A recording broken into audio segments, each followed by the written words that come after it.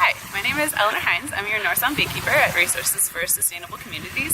In this past legislative session, there were a lot of bills that passed that really support our southern resident orca whales, and so we're really excited that our legislators actually took some really bold actions this past season, and we would like to see a lot more of that and even bolder actions in the future. So to celebrate that, we're doing the Salish Splash on June 13th at 5 p.m. right here at Marine Park in celebration of that. I challenge Gus Gates, Bryce Bolin, Aaron Dilworth, Jenny Broadhurst, Don Hunger, Matt Krogh, Alex Ramble, Casey Pruitt, and all the rest of you out there to come join us on June 13th, either here at Marine Park or at the nearest Salish Sea Splash location nearby you.